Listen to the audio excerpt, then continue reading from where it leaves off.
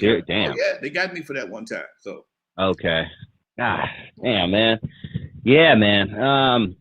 You said something earlier. You said people will say and do anything to trend.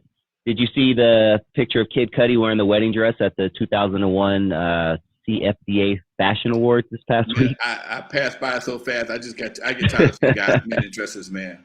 Did people, like mainly rock stars or things like that, did people do things like this for shock value back in the day that you remember? I mean, Dennis Or Rodman. maybe can you name? Yeah. Dennis Rodman did stuff like that. Okay. Right. Even before then, though, maybe like in the 60s, 70s, early 80s. You had guys like Flip Wilson. He had Geraldine, and these was characters. I ain't never seen Flip Wilson wear a dress to the NAACP awards. Nah, I can't say that. Elton John would probably be a good example, right? Maybe Elton John. Elton John. See, Elton John's flamboyance was not because he was gay. That was his style as a performer. Okay. Mm-hmm. It wasn't about him being gay. That was just his style. He got glass pianos and chandeliers and stuff. Him and Liberace, both of them. He was like the rock and roll Liberace. Liberace, his whole thing was flamboyance and grand shit. Glass pianos and diamond this and big diamond fingers, and everybody knew what he was. But his flamboyance had nothing to do with his sexuality. It was a part of his show. Okay. And just because he was gay, nobody cared about that because that was it. The boy could play a piano. Same thing with Elton John. In his flam, he took what Liberace did and brought it over to the rock and roll world. I never seen him in a dress like that, but he always had the big glasses and the funky pianos and the big diamonds and whatever. So he kind of bit off of Liberace, just like Little Richie bit off of James Brown, and James Brown bit off of Joe Tex. So there's always some biting going on, but it never was the sexuality of the artist never was the primary reason for him to be flamboyant. And that makes a difference. Gotcha. That's why guys like that, they may not have been liked for homophobic people, but they were cool because they didn't flaunt that situation in them.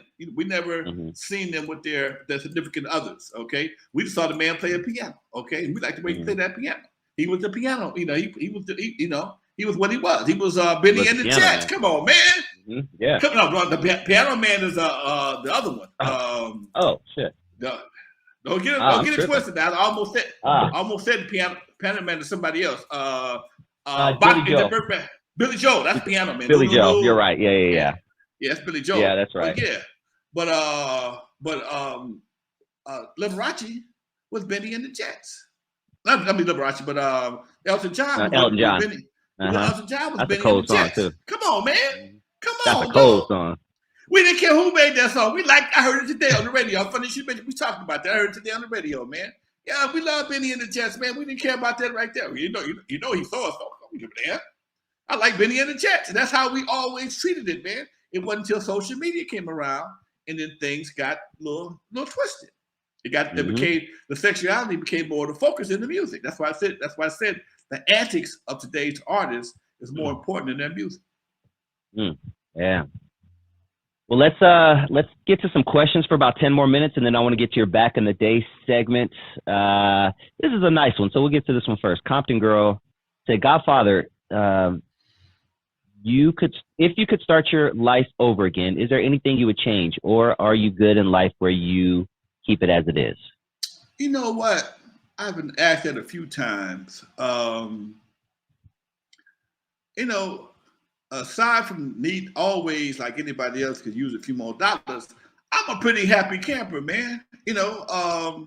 My personal issues things that I don't like in my life, I might have changed. I might have did some things differently, but not a whole lot. I mean, I haven't. If I work hard, it's because I choose to, not because I have to. Even when I had a job, I never traveled more than 5 miles to my house. I don't know what it is to be in traffic, and I learned at an early age that working on the freeways was not something I wanted to do. I learned to work with my head, not my heart, with my back. So no, baby, you know what? I'm pretty cool. I can go anywhere I want to. I don't need no bodyguards. I can fly anywhere I want to. I got to pay for it, but I can go where I want, do what I want. I don't have any enemies that I know of. you know, as in today's society, being my age, that's a hell of a thing. I can apply for anything I want, don't have a felony. That makes a big difference for a black man who's been around as long as I have. And listen to that. All you kids are doing dumb shit at 20, 25, 30, you know, and when you get to 60, things like that are important. You know, signing the document saying you do not have a felony, you know, things like that. Dude, you know, not having a felony. I know people that got bullshit felonies that have degrees and can't get jobs because, hey, man, they can't get jobs because they got felonies, okay? Mm-hmm. Well, I sold some weed back in the 70s. Okay, it was a felony, okay? Yeah. And that's how you get disqualified. That's how you start on the spiral, or start spiraling out of control because you find yourself limited. You limit yourself to what your opportunities are. I don't have any limits on my opportunities, okay? There's no limits on what I can or I want to do. Nah, I ain't mad. Amen to that, homeboy.